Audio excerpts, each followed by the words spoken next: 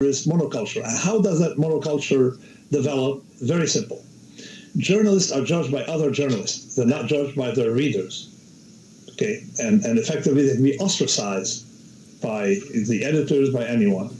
And all you do, if you want a journalist to support the rebels, the headquarters in Syria, is create a dominant narrative, which takes maybe cost you $5 to $10 million, not much.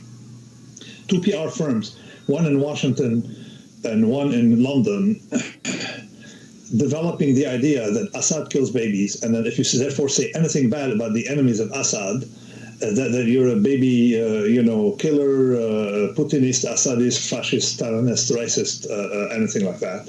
So you build that narrative, and then it's very easy, because any journalist who deviates from that narrative will be ostracized. And you can easily have a mob thing on them. I mean, they visibly have tried it with me, but they can't. But that's typical of these mob groups that cause monoculture.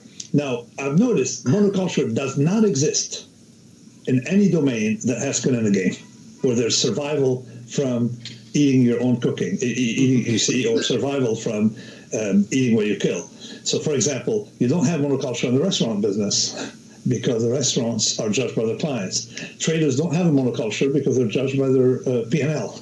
You see, it's you survive. If you do the right thing, you survive.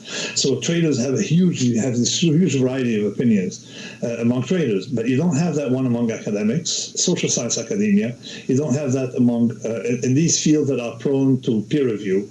The only places in academia that are immune are the ones that have either very rigorous science or some contact with reality, such as engineering. Mm-hmm. Nassim, when the Soviet system collapsed, I was pretty optimistic about that and was delighted about it, that the Cold War ended and the missiles were going to be reduced. And we did have better relationships with Russia. Things were better. We were trading and doing business, and I was very optimistic. But if you compare that to the last 2 or 3 years, or even in the last year or in the last week, it seems like there's an obsession with Russia. There's a Russiagate going on, and now we have this gassing of 2 people in London, and it just adds more fuel to the fire. How do you sort all that out? It just seems like it's so unnecessary and so extreme in that we've canceled out so much positive thing. And I see Gorbachev just wrote recently that we got to calm down on some of this stuff. So how do you explain this, or what's your opinion about what's going on with Russiagate? So I have a whole chapter here where I talk about the State Department people in America. I mean, just as a nut. Targeting that particular group, but just the State Department people in general, the class of bureaucrats here in France and Brussels and the UK, who effectively cause more trouble. They don't understand complex system, and I explain how they don't understand that things are not linear in the real world, that actions have consequences. You remove someone, you may have adverse effects, and secondary effect will have their own secondary effects. So it's get very complicated. So there's things you shouldn't mess with. They don't quite understand that. And what they also don't understand is the mechanism of peace is not done by talking at the top. It's not the Congress of Vienna. 200 years later, the world is more complex. Peace is done at the bottom between people negotiating. So, and I took, for example, the Israeli-Palestinian problem, and I said that had the rest of the world had left the Palestinians and the Israelis to negotiate and work things out, they would have worked things out. The problem of all these people trying to help, all these NGOs, we don't know how they help. Mm-hmm. So the way you do peace is, and traditionally in that part of the world, the Levant and the Near East and the Middle East, all these 3 places, the peace has always been obtained via commerce in the souks. Right. This is why you had communities. You had Armenians. I grew up. You had Armenians, Christians, Maronite Christians, Greek Orthodox, Sunni Muslims, Shiite Muslims. They all coexisted. And Jews coexisted by doing business. So the way you get peace is via business, because there's something clean about money. All right, there's something clean about money because it's not zero sum. That's what people fail to understand. I noticed that too. When I walked through Yugoslavia during the the Balkan Wars. We never knew who was a Serb or a Croat. We just did business together. So but you mentioned Syria, and we should talk a little bit about it. I noticed this morning, AFP, Agence France Presse, had reporting on the ground from Ghouta saying that thousands of people were streaming out of Ghouta, of East Ghouta, because a corridor had been placed by the Syrian army. But this seems to counter the media narrative that we've heard all along. Because if Assad is gassing his people at random, why on earth would people who are safe with the rebels in East Ghouta, why would they at first opportunity run toward Assad's troops? Okay, first a disclaimer here. I'm a Christian from Lebanon. Okay, the Greek Orthodox, we have a community in Syria. The Greek that went down by maybe 70% during the Syrian war, 50 to 70%. Okay, and they vanished. So we're extinct thanks to Obama's rebels.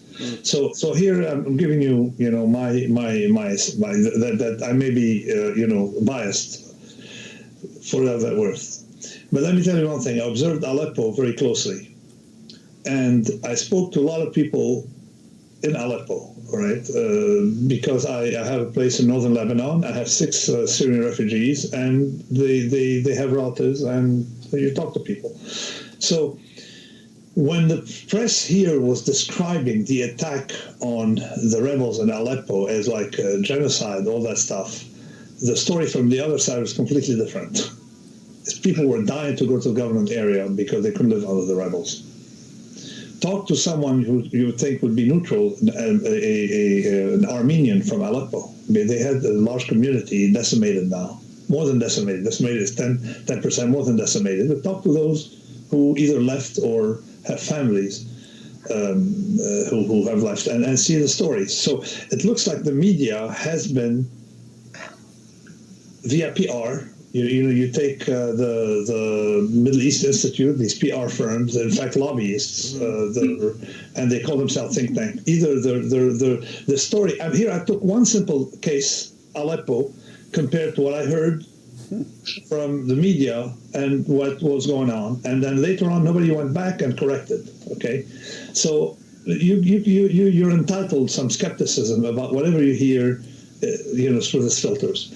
And then the other thing I've noticed is either from the Civil War, the Lebanese Civil War, or Syrian Civil War, what do these people do with the media? They go gather in a restaurant in Beirut, okay, and they hang around talking to one another.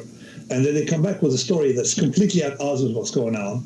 And it's because the monoculture is what they seek. It's not corrected by anyone, eventually, except by locals. And nobody listens to locals. So the story of Ghouta is definitely within this, because I talk to people in Syria. I mean, I remember where I'm from, and so I talk to people there, and I have a completely different story. I mean, these rebels were shelling Damascus, and the people in there have been invited to come because basically, just like with Gaza story. With the Gaza story, you shell the Israelis from Gaza, and then you claim, hey, you use human shields. They've been trying to play the same game. But also what I find mysterious is how come nobody reports on human shield use in Mosul, but you have, or the effect of human shields. Mosul, how come Mosul was very clean, but Aleppo is not clean? So Ghouta is just another special case. But I find even more mysterious is these very, very, very foolish uses of chemical weapons. That why would a winning government use chemical weapons that bring you no military advantage? Or now with a story in the UK, this is very mysterious. Why would someone be winning across everything he's doing? He seems to be winning, Putin. Why would he be compromising himself for a fourth-rate agent, okay, who's not even an agent anymore? Okay, think about it. There's something fishy that's going on. Well, Nassim, you made a very good point earlier on that if the people there would be left to themselves, they would work these out as they have throughout history, and they learn to live together. And it's when the outsiders come in. I want to ask a question about where does all this motivation come? We've already talked about the media. You don't get the truth from the media. You can give us more truth about what's really going on because you understand the area much better. But do these groups just sort of float together? Is there something called the deep state that you recognize? Is it the oil, or is it neoconservatives, or is it a combination of it all? It's a combination. It is a combination. But I've written a chapter here called the Minority Rule.